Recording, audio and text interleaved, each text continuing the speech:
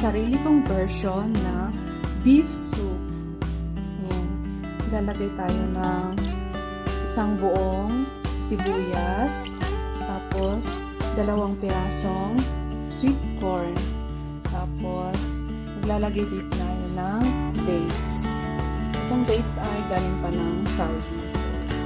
So ngayon, lalagay na natin yung onion, tapos yung sweet corn.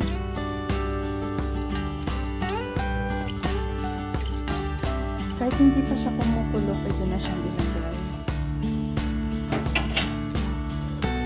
Tapos lagay natin tayo ng dates. Depende kung gaano karami yung gagawin ng soup, ganun din karami kung ilang piraso ng dates. Maglalagay lang ako ng 5 piraso kasi medyo matamis na siya.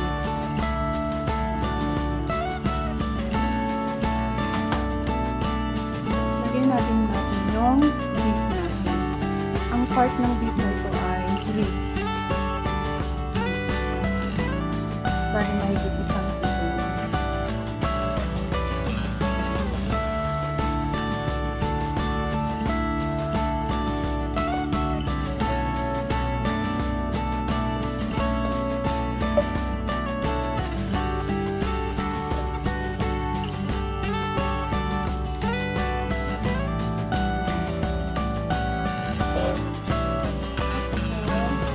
Pakukuluan natin siya ng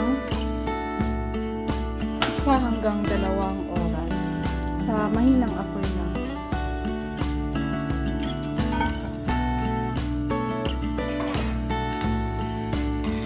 Tapos update ko na lang po kayo after 2 hours. Thank you for watching! A few moments later. Ito, okay na yung sabaw natin. Kukuha lang tayo ng i-reheat natin. Ito yung sweet corn.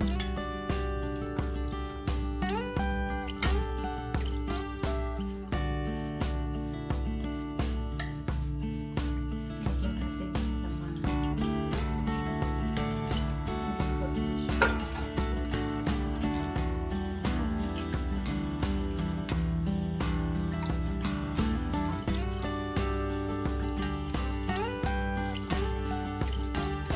Dark brown na yung kulay ng sabaw dahil doon sa nilagay kong dates.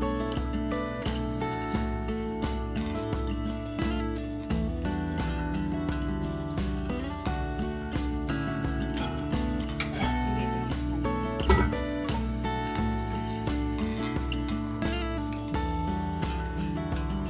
Tikman natin.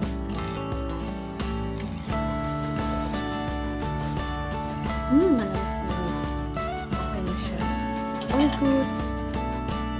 Thank you for watching.